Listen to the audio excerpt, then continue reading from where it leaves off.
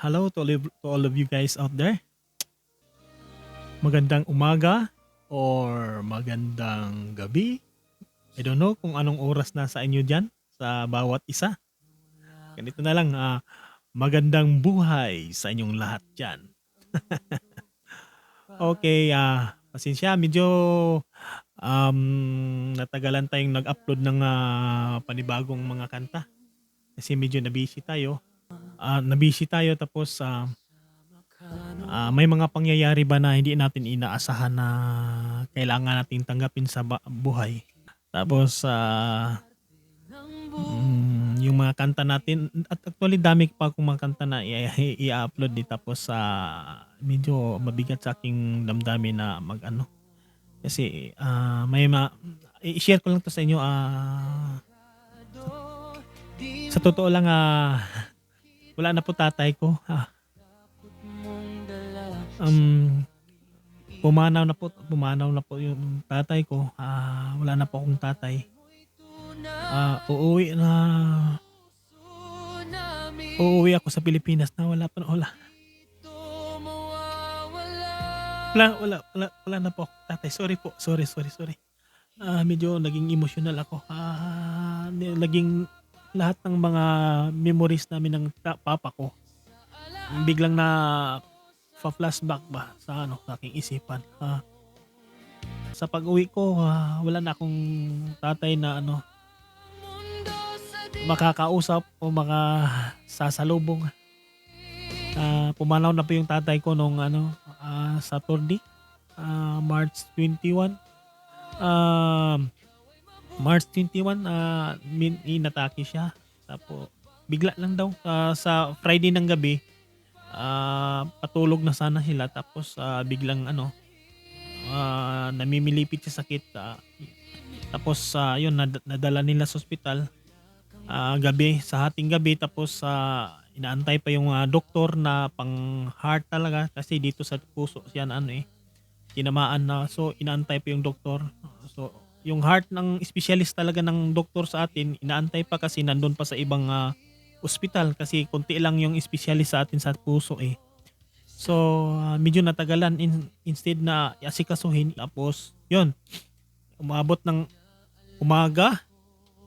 Tapos yung tatay ko panay sabi na sa bunso kong kapatid na kailan tayo maasikaso, masakit na talaga, sabi niya. Yun yung sabi ng bunso kong kapatid. Saka sabi niya, kunting tiis lang, antayin natin yung doktor. Kaya nga yun, umaga na lang yung tatay ko wala na, parang yung lakas niya, naubusan na yung lakas, hindi siya yun, umaga na ilipat sa ibang hospital na doon sa mga specialist talaga sa puso. Yun na nakitaan siya na may sa puso ba, may ugat na naging diferensya. Tapos in short, di na kinaya ng tatay ko talaga. So bumigay siya nung hindi niya kinaya kasi nung gabi pa lang sobrang sakit. Tinatanong siya sa doktor, 1 to 10 gaano nakasakit yung nasa nararamdaman daw. Sabi niya, "Dok, lagpas na 10, sobrang sakit." So grabe na talaga. So yun, hindi niya kinaya. Wala tayong magagawa. Mahirap man tanggapin. Pero ganito, napasalamat pa rin ako sa Diyos na yun ba, hindi na siya pinahirapan pa ng ilang araw, ganun. Nakapagpahinga na yung tatay ko. Mga memories ko lang sa tatay ko, i-share ko lang sa inyo sa inyo. Ganito kasi yun, yung tatay ko ang unang nakakakilala sa Panginoon. Tapos siya yung naging tulay. Ako yung pinakahuling nakakakilala sa Panginoon sila yung unang nakakilala sa Panginoon. Tapos sila sa Cebu, nandun ako sa Mindanao. Tapos pag-graduate ko ng high school sa Mindanao, saka pa ako pumunta ng Cebu. Siya yung tulay upang makilala ko si Panginoong Hesus na tagapagligtas. Doon medyo di ko na lang patagalin. sinishare sa akin, unang sinishare niya sa akin yung John 3:16. Imagine yung John 3:16, kinakananta pa namin yan sa yung graduation ng grade 6 pag graduation. Pero hindi ko naintindihan, pero nung pina-explain ng tatay ko yung John 3:16 na for God so loved the world that He gave His only begotten Son, that whosoever believeth in Him should not perish. So wala talaga tayong magagawa kung hindi tayo na naman nanampalataya sa Diyos, kay Panginoong Hesus, kung hindi tayo naniniwala. So parang just like a filthy rags sa harap ng Panginoon. So yun, si yung papa ko ang ginamit na naging tulay na upang matanggap ko si Jesus na tagapagligtas. So proud ako sa tatay ko. Yun. In short, hindi ko na pahabain ang edad ko. Pag-graduate ka ng high school, mga ilang taon lang. Lumagpas lang ng isang taon tapos lumipat ako ng Cebu. So, yung edad ko noon 17. Tapos yung tatay yung nagiging tulay upang ako'y mailigtas. Saka salamat sa Panginoon. Saka yung tatay ko, kahit nung bata pa kami, sabi talaga niya sa akin na, "Nak, mahirap man tayo. Wala man akong maipamana sa inyo. Kasi hirap man tayo, pero tandaan niyo to. Gayahin niyo ako na wala siyang bisyo." Kaya proud ako sa tatay ko na inano ko siya, iniidolo ko siya ba na lumaki ako na walang bisyo, walang sigarilyo, hindi umiinom. Yun, sabi niya sa akin, "Nak, kahit hindi ko makalimutan yun kasi parang inaulit-ulit niya yun sa akin eh. Sabi niya sa akin, mahirap man tayo, ito lang yung talagang ipapamana ko sa inyo. Sundin mo. Sundin mo yung ginagawa ko na wala akong bisyo kasi mahirap pag may bisyo." So, salamat sa Diyos na proud ako sa tatay ko na hindi man kami gayak sa pamumuhay, hindi man kami mayaman, pero pinaka saya ko talaga na nakilala ko si Jesus. So, maraming salamat. Itong kanta ko, yung kanta ko ngayon na gagawin is para sa mga memory ng tatay ko na hindi ko makakalimutan kasi palaging natutulog ko sa mga nangyari. Tatay ko palaging nagpa-flashback. So sabi ko gagawa ako ng kanta para sa tatay ko na na parang i-share ko sa inyo. Hindi ko kasi kung ang ibang tao ginagawan ko ng mga bagong kanta, mga kinokompose kong kanta, mga bagong kanta na ginagawan ko, paano pa yung tatay ko? So nasasaktan ako ba, Lord? Sabi ko, patawarin mo ako. Gagawin ko kung anong makaikaya ko na kahit wala ka na dito sa mundo, yung mga kabutihan mo, hindi ka makalimutan namin, hindi mabuburen sa bawat puso namin pa. Sabi ko, malayo man ako, sabi ko malayo man ako dito sa ibang bansa. Sabi ko, kahit uuwi man akong luhaan kasi hindi na kita makausap o salamat na lang na ikaw yung tatay ko, pinakadabis ko ang tatay na nagiging sa buhay ko, nagiging sinusundan ko. Kasi pag pinaka-proud ako sa tatay ko na siya yung para sa akin pa. Kung sabihin ko na superhero, baka maano kayo. Corny naman, pero sa una pa lang, talagang ganun talaga ang tatay ko. Yung tatay ko, hindi siya nagiging problema sa akin. Kasi hindi naman ako na pagka-anak yung tawag na nagiging problema ba na kasi sinusundan ko siya yung iniidolo ko eh. Kung ano yung niya, yun sinusundan ko siya. Wala siyang bisyo, wala siyang mga sigarilyo mga kung ano pa yung mga masama, wala. Talagang hindi nagpo-problema yung papa ko. Yung sinusundan ko, kaya proud ako sa papa ko. So itong kanta na ginawa ko ay original song na ginagawa ko. Talagang nahirapan akong gumawa nitong kanta na to. Kasi hindi ko mapigilan yung every lyrics na iniisip ko. Tapos yung papa ko ang palaging nagpa-flashback ba yung mga memories namin ni papa ko na kasi sa mga hanap buhay, sinasama niya ako sa hirap ba. yung hirap di ko makalimutan talaga. Kaya yung luha talagang yung ano, yung ginawa ko 'tong kanta na 'to, di ko mapigilan yung luha. Kaya, kagabi hindi na ako nakatulog, kasi 'pag pumikit ako mahapdi na yung mata ko na ano. So, itong kanta na 'to is, hmm, ah para 'to sa ano mga magandang ginagawa. So, sa mga kakulitan ng tatay ko, i-share ko sa inyo kung gaano siya hindi naman siya kulit na masama na kulit, yung kakulitan ng tatay ko. Tsaka yung tatay ko tahimik lang yun, tahimik tapos, may kakulitan. Kaya i-share ko sa inyo, yung kanta na 'to, ipapakita ko din yung mga kakulitan ng tatay ko, yung kabaitan ng tatay ko, yung mga memories namin na di ko makalimutan talaga. So, maraming salamat sa inyo. Sana'y magustuhan ninyo yung, ginagawa kong kanta at saka yung kabutihan ng tatay ko na isi-share ko sa inyo na sana'y ah, matularan sa iba na kung gaano kabait yung tatay ko, kung gaano ko siya ginawang, iniidolo na walang mga vices.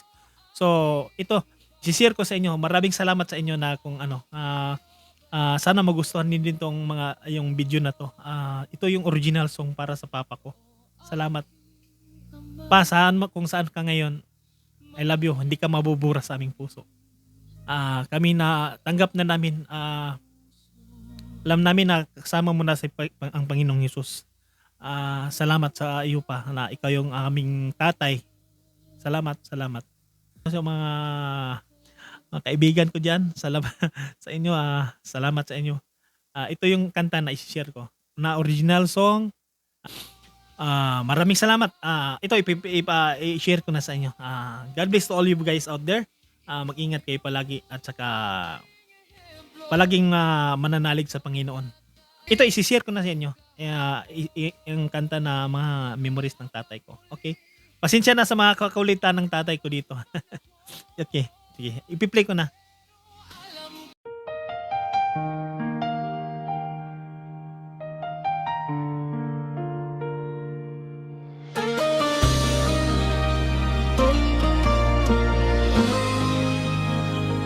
Sa bawat umaga na wala ka na,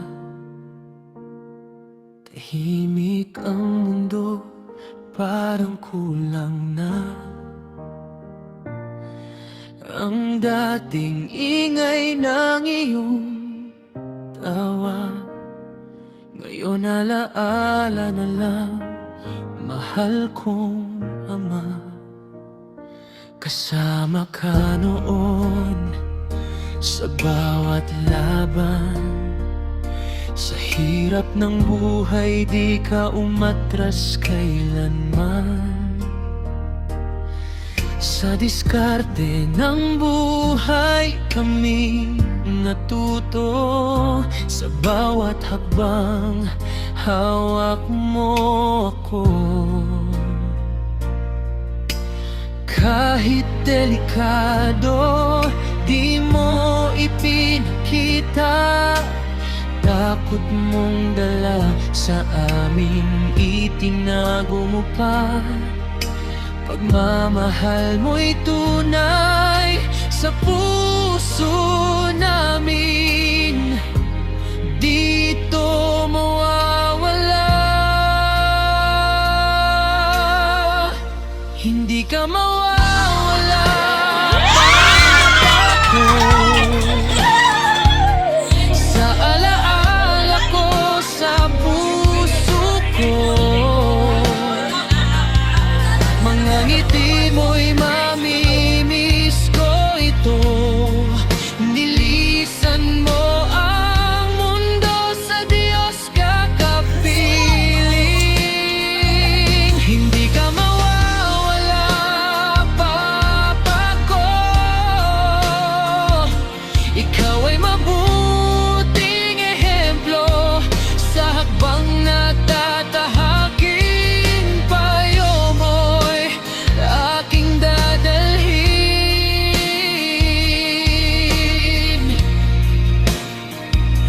Wala kang bisyo, isang malinis na pagkatao, isang huwaran katapusan. Kahit amoy ng sigarilyo at alak, ayaw mo ito. Sa mga anak mo'y ikaw ang ehemplo. Naalala ko mga payo mo. Kahit mahirap, basta tama ang puso. At sa bawat laban, huwag kalimutan manalig sa Diyos, Siya ang sandigan. Sa bawat gabi, Sige na, sige! naririnig pa Uy, nakulesan na. boses mong gabay sa aking gunita. Kahit wala ka na, o aming Ama, sa puso namin di ka mabubura. Hindi ka mawawala, Papa ko. Sa alaala ko, sa puso ko, ang ngiti mo'y mamimiss ko ito. Nilisan mo ang mundo at Diyos ang kapiling. Hindi ka mawawala, Papa ko. Ikaw ay mabuting ehemplo sa habang natatahakin. Payo mo'y aking dadalhin. Kung kaya ko lang ibalik ang kahapon, na mayakap muli sa habang panahon. Pero alam ko, nasa langit ka na ngayon, kasama ang Diyos na ating Panginoon.